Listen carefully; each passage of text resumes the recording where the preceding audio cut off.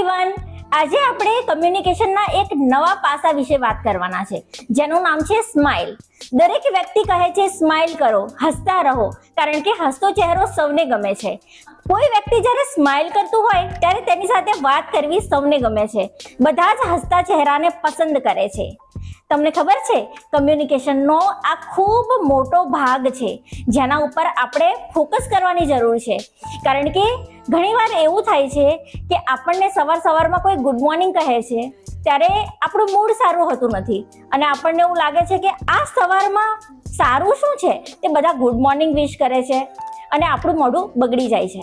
અને એ જ સમયે આપણે ફેલ થઈ જઈએ છીએ, કારણ કે કમ્યુનિકેશન અને સ્માઇલ આ બંને એકબીજા સાથે એવી રીતે જોડાયેલા છે કે તમને ક્યારેક એ એવી ઓપોર્ચ્યુનિટી આપી દે છે જેની તમે કલ્પના પણ ના કરી શકો. એટલા માટે સ્માઇલ કરતું રહેવું જરૂરી છે.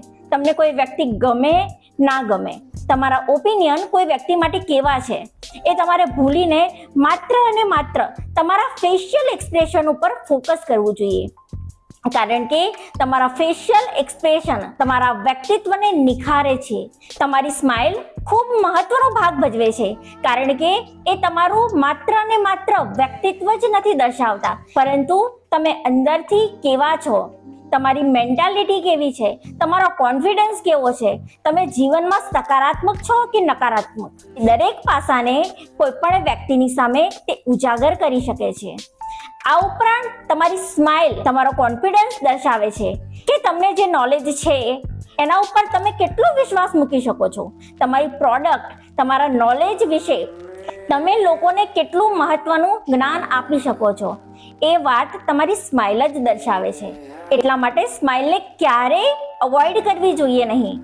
અને તમારે ઇન્ટરવ્યૂ હોય કે પછી કોઈ પણ જગ્યાએ તમે જતા હોય ત્યારે તમારી સ્માઇલને મેન્ટેન કરી રાખવી પડે છે. પરિવારમાં પણ જ્યારે તમે સ્માઇલ કરતા જાઓ છો ત્યારે લોકોનું અડધું દુઃખ દૂર થઈ જાય છે. જ્યારે ડૉક્ટર પાસે જાઓ છો ત્યારે તે માત્ર સ્માઇલ અને કોન્ફિડન્સ સાથે તમને આન્સર આપે છે, ત્યારે તમારું અડધું દુઃખ દૂર થઈ જાય છે અને તમને વિશ્વાસ આવી જાય છે કે આ ડૉક્ટરની ટ્રીટમેન્ટ મને ચોક્કસથી સાજા કરી દેશે. રાઈટ? તો કીપ સ્માઇલિંગ.